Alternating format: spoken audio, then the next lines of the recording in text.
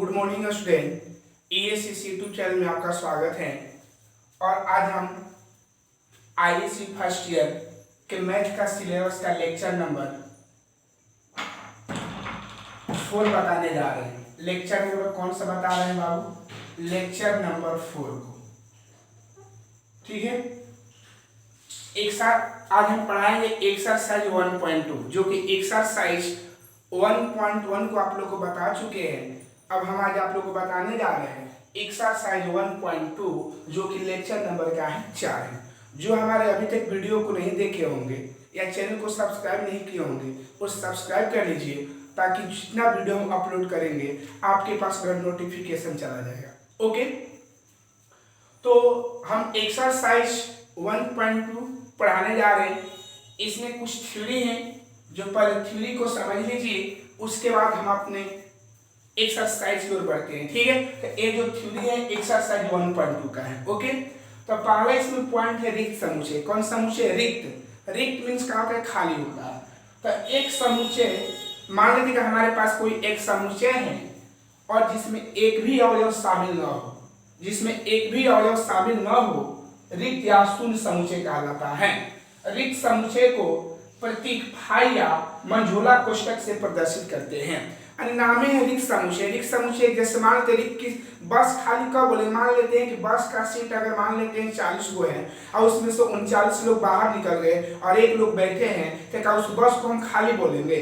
नहीं ना। खाली कब बोलेंगे उस बस को? उसमें कोई भी व्यक्ति उसमें शामिल न हो। ठीक उसी प्रकार समुच्चय भी कहता है कि यदि किसी समुच्चय के में किसी कोई भी अवयव शामिल नहीं होता है तो उस समुच्चय को हम लोग रिक्त समुच्चय या शून्य समुच्चय के नाम से हम लोग क्या करते जानते हैं। रिक्त समुच्चय की अपना पहचान होता है फाई। जहां भी अगर फाई दिखाई देगा समुच्चय में तो समझिएगा कि रिक्त समुच्चय को प्रदर्शित करता है। तो कोई पूछे रिक्त समुच्चय किसे कहते हैं, तो वह समुच्चय जिसमें एक भी अवयव शामिल नहीं होता है तो उस समुच्चय को रिक्त समुच्चय कहते हैं या शून्य समुच्चय कहते हैं। इसे फाई से सूचित करते हैं या मंझोला कोष्ठक से प्रदर्शित करते हैं। जैसे मान लिया जाए कि बोला गया है a बराबर एक सच दे। यहाँ आप लोग को बताएंगे कल के वीडियो में, है ना, कि जिसके तरफ मुंह खुला रहेगा वो बड़ा कहलाएगा। तो x का मान 1 से क्या होगा? बड़ा। x का मान 1 से बड़ा और मुंह दो तरफ खुला है तो 2 से क्या हो जाएगा? छोटा हो जाएगा। तो x का मान 1 से बड़ा और 2 से छोटा। तो आप ही बताइए बाबू, 1 से बड़ा, ध्यान दीजिएगा हम यहाँ इसको समझा रहे हैं। 1 से बड़ा, तो 1 से बड़ा 1.1, 1.2, 1.3, 1.4, 1.5, 1.6, 1.7, 1.8, 1.9 और 2 से छोटा भी है। बोला गया है कि x का मान 1 से बड़ा और 2 से छोटा कैसा संख्या? प्राकृतिक संख्या होना चाहिए। तो आप ही बताइए बाबू कि जो हम वैल्यू यहाँ लिखे हैं 1.1 क्या प्राकृतिक संख्या है? 1.2 क्या प्राकृतिक संख्या है? क्या 1.3 प्राकृतिक संख्या है? जितना वैल्यू आया है हम लोग का x का वैल्यू जो भी आया है, क्या उसमें कोई भी प्राकृतिक संख्या है? नहीं ना है। तो ये बताइए कि इसमें कोई आएगा, इसमें एक भी अवयव शामिल है? नहीं ना। तो ये किसका एग्जाम्पल हो जाएगा? रिक्त समुच्चय का। तो कोई पूछेगा रिक्त समुच्चय किसे कहते हैं, तो वह समुच्चय जिसमें एक भी अवयव शामिल नहीं होता है तो उस समुच्चय को रिक्त समुच्चय के नाम से हम लोग क्या करते जानते हैं। जैसे a का मान दिया है इतना, x है, x का मान 1 से बड़ा। देखिए इधर वाले से बड़ा कहलाता है, इधर वाले से छोटा कहलाता है। एक बात और ध्यान, एकदम सिंपल में, इधर वाले से बड़ा, इधर वाले से छोटा। तो x का मान 1 से बड़ा, 2 से छोटा। तो x का मान 1 से बड़ा 1.1, 1.2, 1.3, 1.4, 1.9 हो जाएगा। अब बोलिए कि जो ये वैल्यू है ये क्या बोला है? प्राकृतिक संख्या। तो क्या इसको हम प्राकृतिक संख्या बोलते हैं? नहीं ना। प्राकृतिक संख्या किसको बोलते हैं? जिसको हम गिनती के रूप में क्या करते हैं? गिनते हैं। इसलिए ये बोलेंगे कौन समुच्चय है? रिक्त समुच्चय है। कौन समुच्चय है? रिक्त। क्लियर है? चलिए तो लिखिएगा रिक्त समुच्चय है। इसका आंसर लिख लीजिएगा, हम बोल दे रहे हैं, आप लिख लीजिएगा। अतः यह रिक्त समुच्चय है क्योंकि x का मान 1 और 2 के बीच में कोई प्राकृतिक संख्या नहीं है। अतः यह रिक्त समुच्चय है क्योंकि x का मान 1 और 2 के बीच में कोई प्राकृतिक संख्या नहीं है, इसीलिए। ठीक है, चलिए यहाँ देखिएगा बी इक्वल एक सैकड़ों एक संख्या दो से अधिक अभाज्य संख्या, संख्या दो से, एक मिनट, एक सैकड़ों एक संख्या, संख्या दो से अधिक सम अभाज्य संख्या, सम लिखेगा, संख्या दो से अधिक सम अभाज्य संख्या।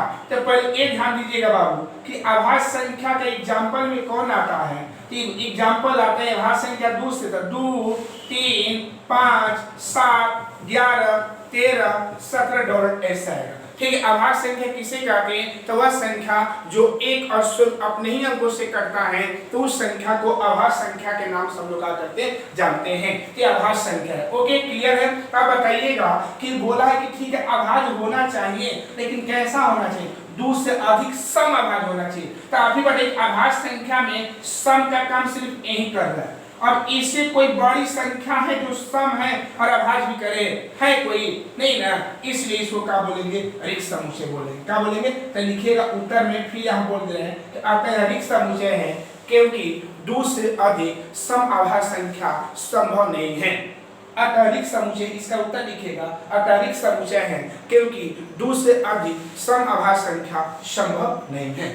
ओके, अब देखिएगा अगला है परिमित समुच्चय। कौन समुच्चय, अगला हेडिंग बोलेंगे परिमित। तो वह समुच्चय जिसके अवयवों की संख्या निश्चित होती है परिमित समुच्चय कहा जाता है, या वह समुच्चय जिसके अवयवों की संख्या को गिना जा सकता है, वह समुच्चय जिसके अवयवों की संख्या को गिना जा सकता है उसको परिमित समुच्चय बोलते हैं। और जिसको हम गिन सकते हैं, अगर कोई भी समुच्चय में दिया हुआ रहेगा तो उसको हम गिन सकते हैं। जैसे मान लेते हैं वर्ष के महीनों का समुच्चय, ये परिमित है कि अपरिमित, तो इसको बोलेंगे परिमित, क्योंकि वर्ष के महीनों को हम संग्रह कर सकते हैं कि वर्ष का महीना कितना होता है, जो गिन सकते हैं कि नहीं, एक वर्ष में कितना महीना होता है, 12 होते हैं। सप्ताह के दिनों का समुच्चय एक परिमित समुच्चय है। कौन समुच्चय, परिमित है। एक एग्जांपल दिए हैं 100 से छोटी प्राकृतिक संख्या, एक कौन समुच्चय है, परिमित समुच्चय है। ठीक है, तो परिमित का मतलब जिसको हम काउंट कर सकते हैं, जिसको गिन सकते हैं। आगे देखिए 1 2 3 डॉट 100, ये बताइए ये परिमित है कि अपरिमित है, ये परिमित है क्योंकि 1 2 3 डॉलर कहां तक गया, 100 तक लास्ट हो गया, तो ये सब जो एग्जांपल हो जाएगा परिमित का हो जाएगा। तो वह समुच्चय जिसके अवयव की संख्या निश्चित होती है या जिसके अवयव की संख्या को गिना जा सकता है तो उस समुच्चय को परिमित समुच्चय के नाम से हम लोग क्या करते जानते हैं। अगला है अपरिमित समुच्चय। तो वह समुच्चय जिसके अवयव की संख्या निश्चित नहीं होती है अर्थात जिसके अवयव को गिना नहीं जा सकता है तो उस समुच्चय को अपरिमित समुच्चय के नाम से हम लोग क्या करते जानते हैं। जैसे 1 2 3 4 डॉट, इसको गिन सकते हैं, कौन है, नहीं रहे। 50 से बड़ी सम धन पूर्णांक संख्या, तो 50 से बड़ा जो होगा सम भी होगा धन भी रहेगा, तो 52 54 56 58 60 ये सब कहाँ तक जाएगा, कोई लिमिट है बाबू, नहीं है, तो इसको बोलेंगे क्या है, अपरिमित समुच्चय। ठीक है, तो समझ गए परिमित किसे कहते हैं, अपरिमित। परिमित का मतलब होता है कि जिस समुच्चय के अवयव को गिना जा सकता है उस समुच्चय को परिमित समुच्चय कहते हैं, और जिस समुच्चय के अवयव को गिना नहीं जा सकता है उस समुच्चय को अपरिमित समुच्चय के नाम से हम क्या करते हैं जानते हैं। क्लियर है।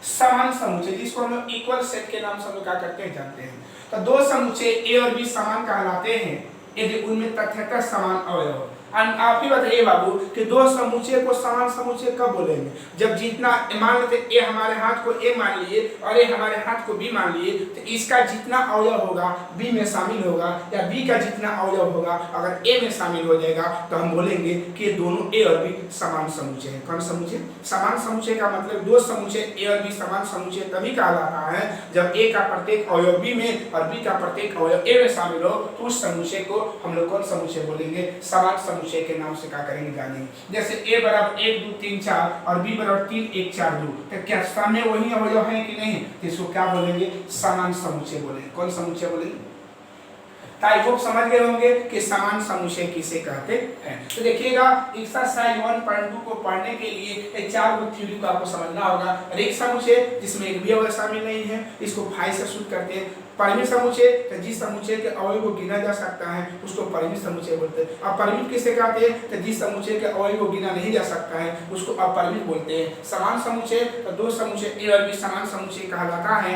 यदि ए का प्रत्येक अवयव बी में और बी का प्रत्येक अवयव ए में अगर शामिल होता है तो उस समुच्चय को हम लोग क्या बोलते हैं, अपरिमित समुच्चय के नाम से हम लोग क्या करेंगे जानेंगे। आई होप समझ गए होंगे।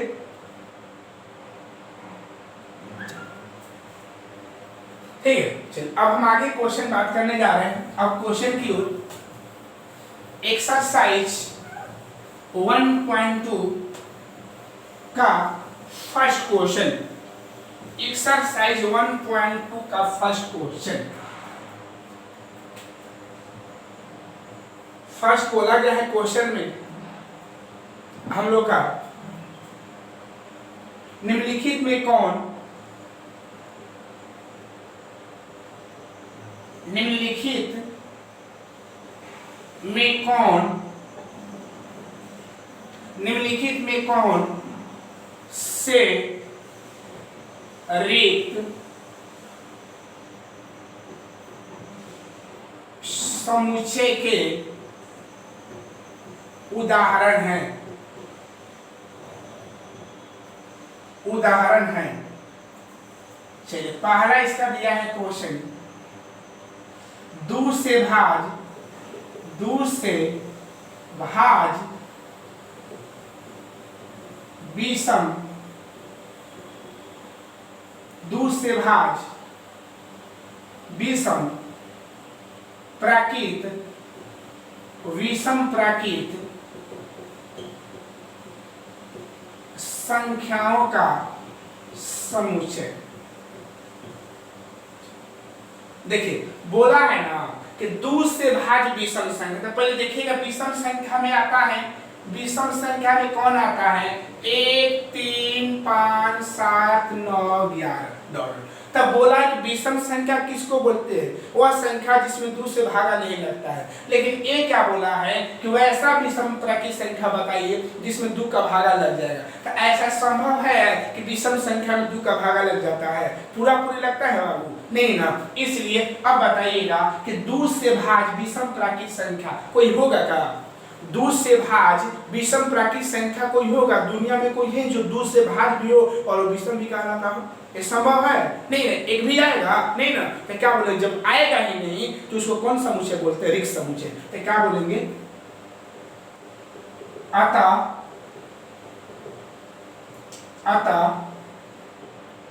यह रिक्त समुच्चय है, बोल दे रहे लिख लीजिएगा बाबू, अतः यह रिक्त समुच्चय है क्योंकि दूर से भाज कोई विषम प्राकृत संख्या नहीं होती है। अतः यह रिक्त समुच्चय है क्योंकि दूर से भाज कोई विषम प्राकृत संख्या नहीं होती है। ओके, दूसरा आपका हो जाएगा सम अभाज,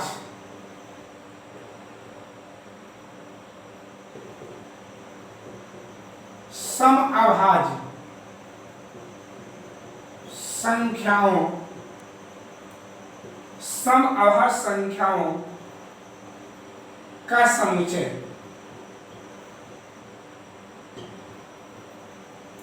देखिए तो अभाज संख्या किसको बोलते हैं, जो स्वयं अपने ही अंकों से करता है। और अभाज संख्या कहां से स्टार्ट होता है, 2 से, तो 2 3 5 7 11 13 17 19 डॉट। तो अब बताइए, इसमें बोला है कि सम अभाज संख्याओं का समुच्चय। तो आप ही बताइए कि सम अभाज संख्या, तो आप ही बताइए कि जितना हम अभी अभाज संख्या लिखे हैं उसमें हमारा 2 एक ऐसा संख्या है जो सम आ जाएगा, बाकी तो सभी अभाज संख्या है, ये अभाज संख्या है ना, लेकिन ये भी अभाज्य है, लेकिन ये क्या है, सम अभाज है।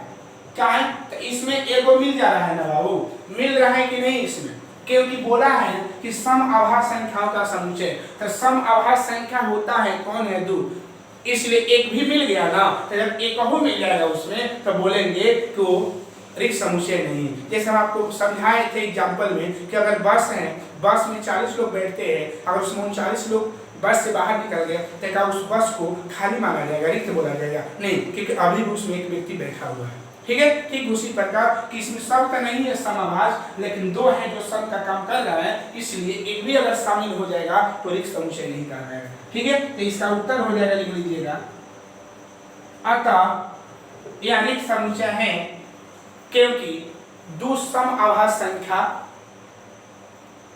है। अतः रिक्त समुच्चय है क्योंकि 2 समअभाज संख्या है। तीसरा, रिक्त समुच्चय, सॉरी रिक्त समुच्चय नहीं है बोलिएगा, सॉरी अतः रिक्त समुच्चय नहीं है क्योंकि दुसम आवाज संख्या है, रिक्त समुच्चय नहीं है डालिएगा इसमें, ठीक है। चलिए आगे देखिएगा, अगला है x such that x such that x एक प्राकृत संख्या है, प्राकृत संख्या है, प्राकृत संख्या है,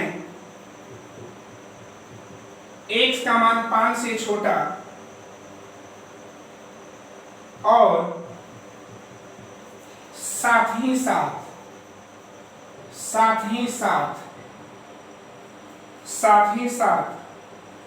x का मान 7 से 12। देखिए तो इसको समझने के लिए थोड़ा ग्राफ के अनुसार बता रहे हैं बाबू। जैसे आप लोग ग्राफ पढ़ते होंगे, यहाँ हम लोग मूल बिंदु बोलते हैं रेखा ग्राफ, इसको ऐसे इधर वाले को हम बोलते हैं +1, इधर वाले को 2, इधर वाले को 3, इधर वाले को 4, इधर वाले को 5, इधर वाले को 6, इधर वाले को 7, ठीक है। इधर वाले हम लोग का -1 हो जाएगा, इधर वाला -2 हो जाएगा, इधर वाला -3 हो जाएगा। आप लोग समझते होंगे। चलिए अब देखिएगा, यहाँ जो हमें कंडीशन दिया है आप लोग जानते होंगे, कल बताए थे कि अगर अंक तरफ असमिका का मुंह खुला हो, अगर अंक तरफ असमिका का मुंह खुला हो तो हम क्या बोलेंगे कि x का मान छोटा होगा। तो 5 का है बाबू, 5 हमारे यहाँ है ना, तो x का मान 5 से छोटा किस एरिया में जाएगा, इस एरिया में हमारा ग्राफ जाएगा कि नहीं, ऐसे इस एरिया में ग्राफ जाएगा। एक कब, जब x का मान 5 से छोटा है तब का ग्राफ है, क्लियर है, ये वाला ग्राफ, ठीक है। अच्छा अब यहाँ बोला है कि ये मुंह किसके तरफ खुला है, x के तरफ ना, जब x के तरफ खुला होगा तो उसका मान बड़ा होगा, तो x का मान 7 से बड़ा किस एरिया में जाएगा, 7 से बड़ा इस एरिया में जाएगा ना, जाएगा ना बाबू। तो x का मान 7 से क्या होगा, बड़ा। तो जब x का मान 7 से बड़ा होगा तो आप ही बताइएगा बाबू कि ये इधर भाग रहा है और ये इधर भाग रहा है, इसमें कोई मिलेगा, कोई इसमें मिलेगा बाबू। ये इधर अगर मान 2 गाड़ी ये है और एक गाड़ी जा रही है पूरब की ओर और एक गाड़ी जा रही है पश्चिम की ओर, तो कभी आपस में आकर मिलेगी नहीं, ना मिलेगी। तो क्या बोलेंगे, जब मिलेगा ही नहीं तो हम इसको क्या बोलेंगे, रिक्त समुच्चय। तो उत्तर लिखेंगे कि अतः यह रिक्त समुच्चय है, अतः यह रिक्त समुच्चय है, अतः यह रिक्त समुच्चय है। ओके, चौथा क्वेश्चन का बात करने जा रहे हैं। चौथा क्वेश्चन दिया हुआ है कि y such that y किन्हीं भी दो समांतर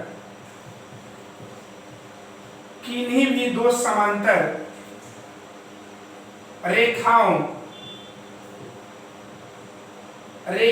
का उभयनिष्ठ बिंदु, उभयनिष्ठ बिंदु, ठीक है। यानी बोला है कि ये बताने के रिक्त समुच्चय है कि नहीं, y such that y किन्हीं भी दो समांतर रेखा, दो को मान लेते हमारा समानांतर रेखा है, ऐसे दो समांतर रेखा है, तो बोला गया है कि y such that y किन्हीं भी दो समांतर रेखाओं का उभयनिष्ठ बिंदु। अगर मान लेते कि हमारे पास दो समानांतर रेखा है तो क्या हमारा उभयनिष्ठ बिंदु मिल सकता है बाबू। दो समानांतर रेखा जब कटेगा ही नहीं, अगर दो रेखाएं कटेगा तभी ना इसका उभयनिष्ठ बिंदु कहलाएगा, है ना।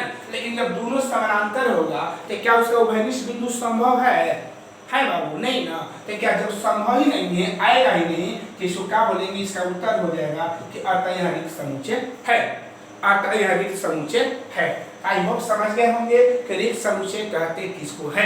तो वह समुच्चय जिसमें एक भी अवयव शामिल नहीं होता है तो उस समुच्चय को हम लोग क्या बोलते हैं, रिक्त समुच्चय के नाम से हम लोग क्या करते जानते हैं। वह समुच्चय जिसमें एक भी अवयव शामिल नहीं हो उसको रिक्त समुच्चय के नाम से क्या करते जानते हैं, और इसको फाई और मंझोला कोष्ठक से सूचित करते हैं।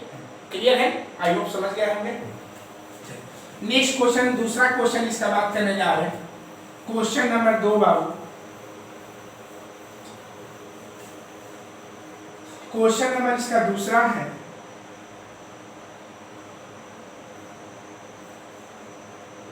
निम्नलिखित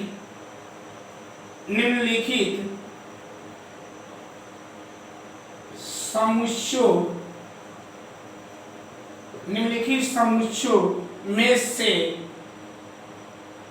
कौन परिमित और कौन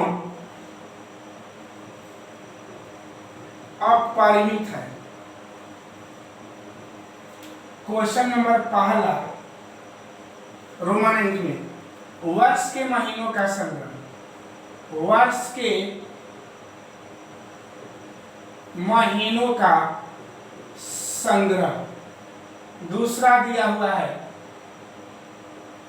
1 2 3 $99। तीसरा दिया हुआ है 100 से बड़े धन पूर्णांकों का समुच्चय। और अगला है 99 से छोटे अभाज्य संख्याओं का समुच्चय। क्लियर है? महीनों का, वर्ष के महीनों का समुच्चय।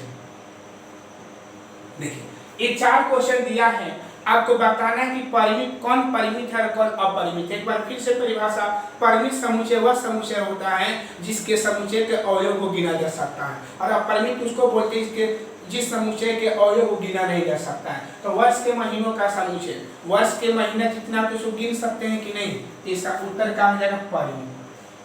इसका उत्तर क्या लिखेंगे? परिमित। इसका उत्तर भी परिमित होगा क्योंकि इसको गिन सकते हैं। कौन है? 100 तक है, परिमित। अच्छा 100 से बड़े धन पूर्णांक, 100 से बड़ा जो धन पूर्णांक होगा उसको गिन सकते हैं। 100 से बड़ा धन पूर्णांक बहुत सारा हो सकता है ना? तो क्या हो जाएगा? ये अपरिमित होगा। इसका जो आंसर हो जाएगा अपरिमित। और 99 से छोटे आभाज्य संख्या का समुच्चय, 99 से छोटे जो आभाज्य संख्या वो गिन सकते हैं। ठीक है ना? आभाज्य संख्या कहाँ से स्टार्ट होता है? 2 से। कहाँ से बोला? 99 से छोटा। तो क्या इसके अंदर जितना भी आभाज्य संख्या आएगा उसको गिन सकते हैं कि नहीं? तो क्या बोलेंगे? परिमित बोलेंगे। क्या बोलेंगे? क्लियर है? तो परिमित समुच्चय और अपरिमित का मतलब समझ गए ना? परिमित में गिन सकते हैं और अपरिमित में गिना नहीं जा सकता है। ओके, क्वेश्चन नंबर हम 3 का बात कर रहे हैं। इसी का निम्नलिखित समुच्चयों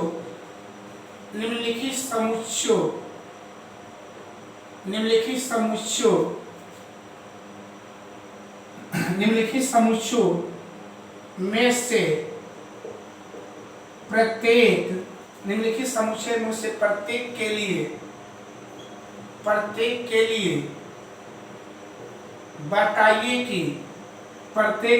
बताइए कि कौन परिमित है और कौन अपरिमित है। पहला क्वेश्चन इसका, एक्स अक्ष के समांतर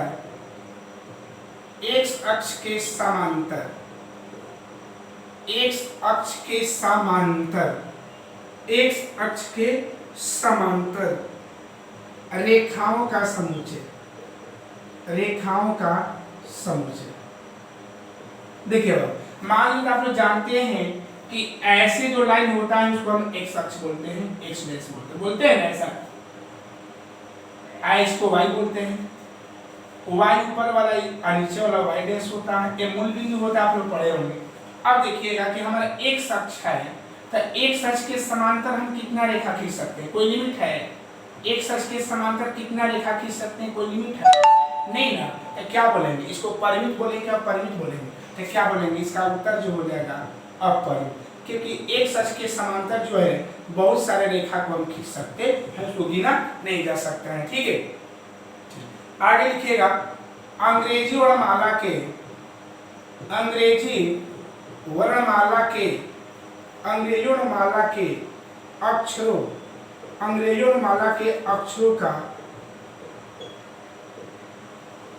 का समुच्चय। तो अंग्रेजों माला के अक्षर को गिन सकते हैं कि नहीं, इसको क्या बोलेंगे, परिमित बोलेंगे। क्या बोलेंगे बाबू, परिमित। ठीक है। तीसरा क्वेश्चन है उन संख्याओं का समुच्चय, उन संख्याओं का समुच्चय जो 5 का गुणज है। आप ही बताइए कि वैसे संख्या को गिन सकते जो 5 का गुणज है। तो 5 का गुणज तो बहुत हो सकता है, कोई लिमिट है बाबू। तो इसको क्या बोलेंगे, अपरिमित। गुणज मतलब पहाड़ा का बात है कि सर हम लोग पहाड़ा तो 10 तक पढ़ते हैं, लेकिन गुणज का मतलब बहुत, उसका गुणा कौन कौन होगा 5 का, उस सबको ध्यान देना है। ठीक है। तो 5 का गुणज का मतलब गिन नहीं सकते, बहुत सारा हो सकता है। ठीक है। चलिए चौथा क्वेश्चन आपका बोला है पृथ्वी पर रहने वाले जानवरों का संग्रह। पृथ्वी पर रहने वाले जानवरों का, पृथ्वी पर रहने वाले जानवरों का समुच्चय। तो ए हम लोग का परिमित हो जाए। क्यों बाबू, ध्यान रखिएगा कि इसको क्यों परिमित बोल रहा है, क्योंकि जब जनगणना होता है ना, तो जनगणना में इन सभी सारे जानवरों को गिना जाता है। ठीक है ना, इसलिए हम बोलते हैं कि ये परिमित समुच्चय है। देखने में तो लग नहीं रहा है, लेकिन कुछ ऐसा वस्तु है जो फिक्स होता है, जिसको मापदंड किया गया है। तो जब जनगणना होता है, उस जनगणना के अकॉर्डिंग जानवरों को भी गिना जाता है। ओके, इसको क्या बोलेंगे, परिमित बोलेंगे। क्या बोलेंगे बाबू, परिमित। ठीक है। अगला है 5वां है आपका मूल बिंदु से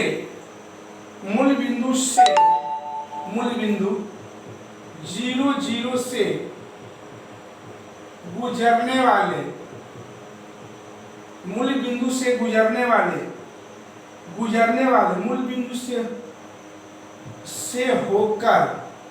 बिंदु से होकर गुजरने वाले वृत्तों का समुच्चय। जैसे मान लेते हैं ग्राफ है, ये मूल बिंदु है, तो मूल बिंदु से हम एक केंद्र मानकर बहुत सारे वृत्त ऐसा हो सकता है, एक कितना बड़ा हो सकता है, एक कितना बड़ा हो सकता है, एक कितना बड़ा हो सकता है, ऐसे देखिए। तो हमारा तो सकेंद्रीय वृत्त का नाम सुने होंगे ना बाबू। तो सकेंद्रीय वृत्त का मतलब जिसका केंद्र एक ही हो। तो जब मूल बिंदु माना गया है, तो मूल बिंदु को केंद्र मानकर हम बहुत सारे वृत्त को खींच सकते हैं। कब, जब उसकी त्रिज्या के बारे में तो कुछ नहीं बोला है, तो त्रिज्या को बढ़ाते बहुत अनंत तक जाएंगे, तो हमें वृत्त अनंत खींचा जा सकता है। ठीक है। इसलिए बोलेंगे कि ये कौन सा समुच्चय है बाबू, तो इसका उत्तर हो जाएगा अपरिमित। तो अपरिमित का मतलब समझ गए होंगे बाबू कि अपरिमित समुच्चय किसको बोलते हैं। तो जिस समुच्चय के अवयव को हम लोग क्या कर सकते हैं, नहीं गिन सकते हैं, उसको अपरिमित बोलते हैं, और जिसको गिन सकते हैं उसको परिमित बोलते हैं। ओके, आई होप समझ गए होंगे।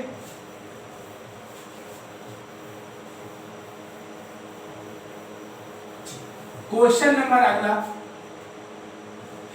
क्वेश्चन नंबर हम 4 का बात करने जा रहे हैं। निम्नलिखित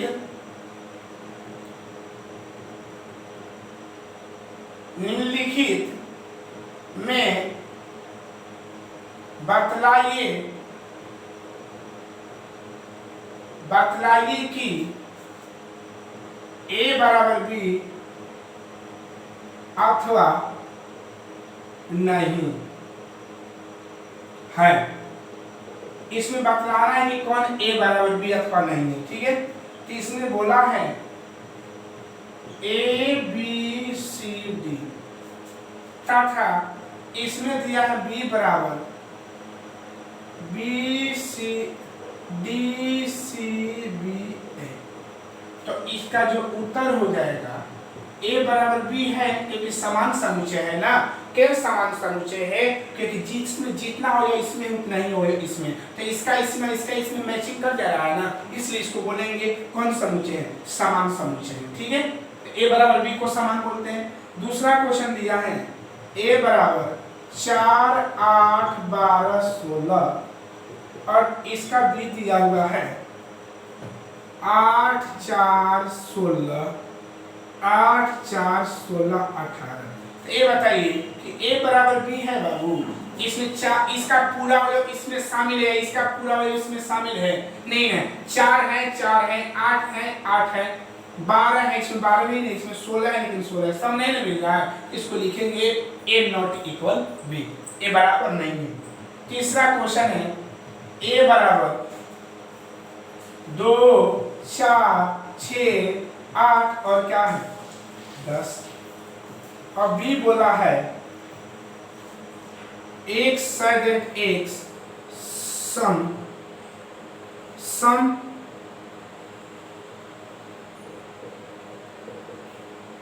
धन पूर्णांक, सम धन पूर्णांक है और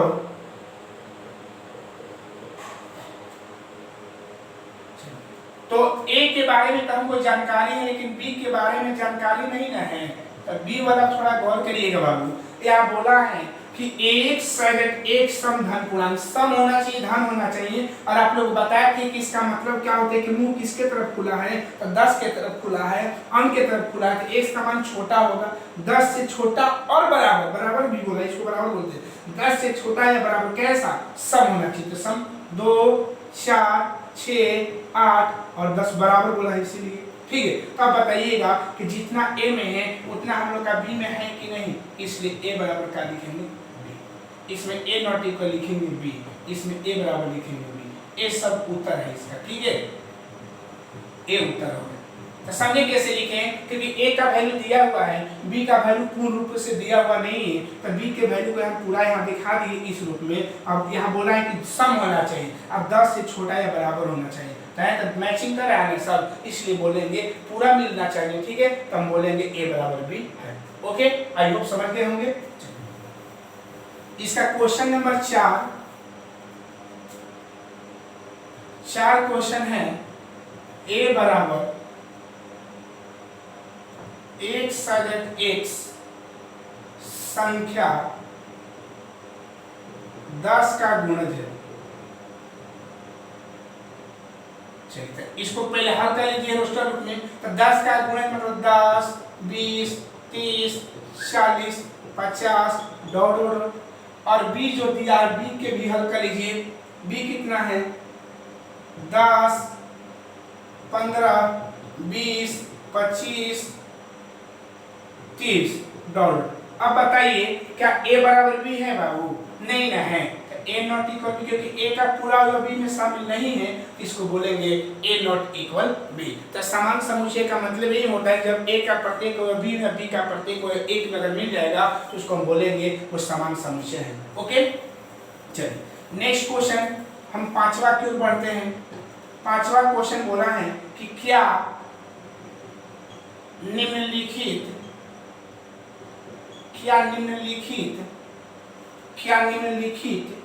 समुच्चय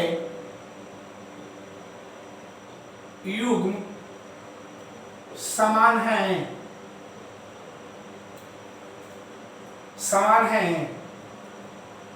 कारण सहित बतलाइए, कारण सहित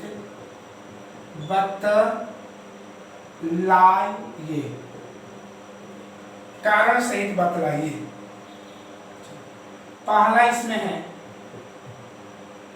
a बराबर 2 3 और b बराबर बोला क्या है एक सैगेट एक समीकरण x square plus 5x plus 6 equal बराबर 0 का एक हल है। तो इसको पहले हल कर लिया जाए, तो x square plus 5x plus 6 equal 0, x square plus 2x plus 3x plus 6 equal 0। यहाँ x का कॉमन लिया जाए तो x प्लस 2, यहाँ 3 का कॉमन लिया जाए, x प्लस 2 इक्वल 0, यहाँ x प्लस 2 और यहाँ x प्लस 3। आप लोग 10 क्लास पढ़े होंगे, जब दो भाग करेंगे तो x plus 2 equal 0, x equal -2। यहाँ जब हल करेंगे x प्लस 3 इक्वल 0 तो x इक्वल -3। क्लियर है? इसलिए b इक्वल क्या हो जाएगा -3 -2। अब बताइए कि जितना a का वैल्यू है उतना ही b का वैल्यू है। देखिए इसमें +2 3 इसमें -3 2 है तो समान नहीं ना है, क्या लिखेंगे a नॉट इक्वल b। और कहेंगे वो समान नहीं है क्योंकि a का प्रत्येक सदस्य b में शामिल नहीं है। ओके क्लियर है? तो एक क्वेश्चन नंबर हम लोग का कौन सा हो गया बाबू? तो एक क्वेश्चन नंबर हम लोग का 5वां का पहला हो गया। ओके अब दूसरा क्वेश्चन देख लिया जाए इसका दूसरा क्वेश्चन है बाबू,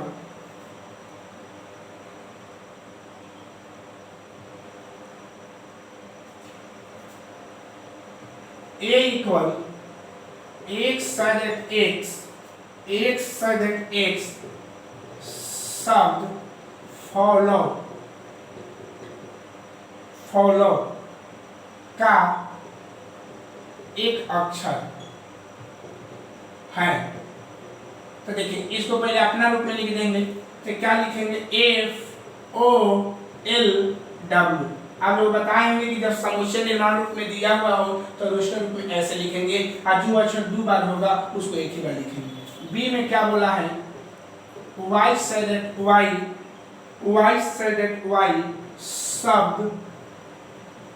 WOLF शब्द ओल्फ का एक अक्षर है तो देखिए ओल्फ में क्या हो जाएगा WOL और का है F है। यहाँ देखिए जितना A में है जो अक्षर A में है वही अक्षर का है B में है, इसलिए A बराबर क्या होगा B। तो लिखिएगा कि अतः युग्म समान है क्योंकि A का प्रत्येक सदस्य B में शामिल है और B का प्रत्येक सदस्य A में शामिल है। लिख लीजिएगा अतः समान समुच्चय है A बराबर B है क्योंकि A का प्रत्येक सदस्य B में शामिल है या B का प्रत्येक सदस्य A में शामिल है। ओके क्वेश्चन नंबर 5 हो गया। अब क्वेश्चन नंबर कौन है बाबू? तो क्वेश्चन नंबर हम बात कर रहे हैं 6 में है कि नीचे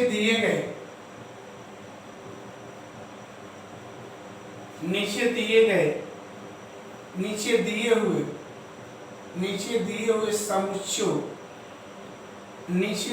समुच्चयों में से